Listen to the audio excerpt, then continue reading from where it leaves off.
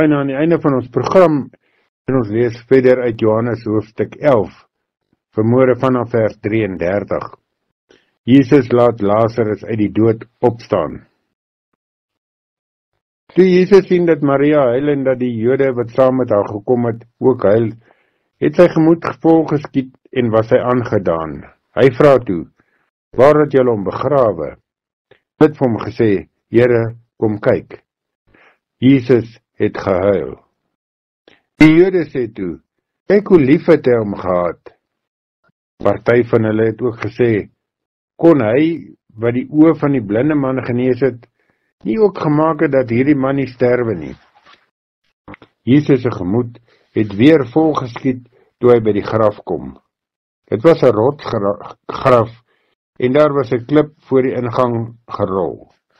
Jesus sê toe, rol die klip weg. Maar Martha, die suster van die oorledene, sê vir hom, Here, hy ruik al, want dit is al die 4de dag. Jesus sê toe vir haar, het ek nie vir jou gesê, as jy glo, sal jy die openbaring van die mag van God sien nie? Hulle het die klip weggerol. Jesus het opgekyk boontoe en het gesê, Vader, ek dank U dat U my verhoor het. Ek weet dat U my altyd verhoor, maar ek sê dit terwille van die mense wat hier rond staan, sodat hulle kan glo dat U my gestuur het. Nadat hy dit gesê het, roep hy met 'n harde stem, Lazarus, kom uit. Die oorledene het uitgekom, sy hande en sy voete nog toegedraai met die grafdoeke en sy gesig toegebind met 'n kopdoek. Jesus sê toe vir die mense, maak hom los dat hy kan huis toe gaan. Vers 45. Die Joodse raad besluit om Jesus dood te maak. Baie van die Jode wat na Maria toe gekom het en gesien het wat Jesus gedoen het, het tot geloof in hom gekom. Maar party van hulle het na die Fariseërs toe gegaan en vir hulle vertel wat Jesus gedoen het. Die priesterhoofde en die Fariseërs het toe die Joodse raad bymekaar geroep en gesê, wat gaan ons doen? Hierdie man doen baie wondertekens. As ons hom so laat aangaan, sal al die mense in hom glo, en dan kom verwoes die Romeine hierdie heilige plek en maak ons nasie tot niet.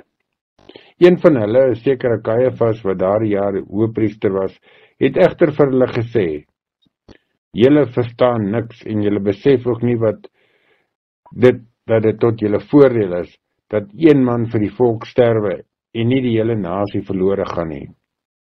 Dit het hy nie uit sy eie gesê nie, maar omdat hy daardie jaar hoëpriester was, het hy geprofeteer dat Jesus vir die nasie sou sterwe. En hy sou nie net vir die nasie sterwe nie, maar ook om die kinders van God wat oor die hele aarde versprei is tot een volk bymekaar te bring. Van daardie dag af was hulle vasberade om Jesus dood te maak. Daarom het Jesus nie meer in die openbaar onder die Jode rondgegaan nie, maar daarvandaan weggegaan na die streek naby die woestyn, na 'n dorp met die naam Efraim. Daar het hy met sy disippels 'n rukkie gebly. Die Paasfees van die Jode was naby. Baie mense het voor die Paasfees van die platteland af na Jerusalem toe gegaan om hulle te reinig. Hulle het daarna Jesus gesoek waar hulle in die tempel gestaan het en vir mekaar gesê, hoe dink julle? Hy sal seker nie na die fees toe kom nie, of hoe? Die priesterhoofde en die Fariseërs het toe al klaar opdrag gekry dat as iemand weet waar hy is, hy dit moet aangee sodat hulle hom gevange kan neem. Hierdie gedeelte is Johannes 11, die laaste 2 gedeeltes. Die eerste is oor die wonder wat hy doen om Lazarus wat al 4 dae dood is, te laat opstaan uit die dood. Deur te roep, Lazarus kom uit. Nadat hy vir Maria gesê het, sy gaan die openbaring van God se mag sien. En dit is wil ek sê, typies van ons as gelowiges, dat ons sê, ja, ons glo dat God enigiets kan doen, en tog glo ons dit nie heeltemal nie. Waarskynlik iets soos Maria. Sy het geglo in Christus. En tog was sy nie heeltemal seker of Lazarus werklik sou lewendig word nie.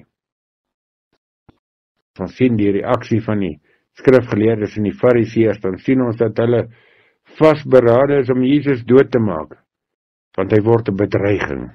Hy word 'n bedreiging vir die kerk.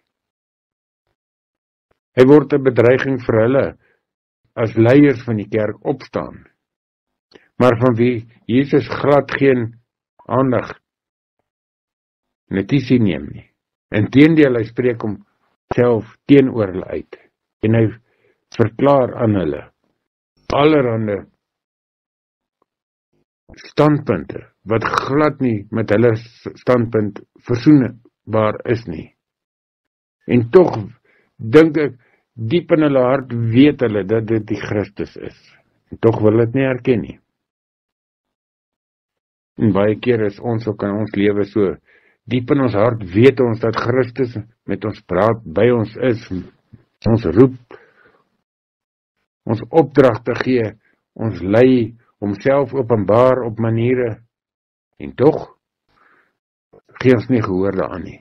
Het voel vir ons 'n bedreiging van dit wat ons gewoond is, ons eie gewoontes, ons eie gemak, ons eie rustigheid, ons eie gemaklike spasie waar ons leef elke dag, as Christus kom en ons oproep in sy koninkryk, om sy beeld aan ander te vertoon, uit te leef, miskien te praat. Ons weet, dit is nie elke dag maklik nie. Maar die Here maak dit nie vir ons maklik in hierdie lewe nie.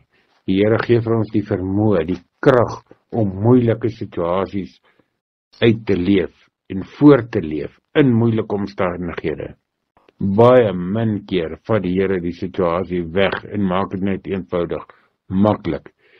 Die Here gee vir ons krag, want hy wil hê ons moet gelowiges wees wat groei in sterkte en krag en mag in sy koninkryk. En daarom mag die genade van die Here Jesus Christus, die liefde van God en die gemeenskap van die Heilige Gees met elkeen van julle wees en bly tot in ewigheid. Amen.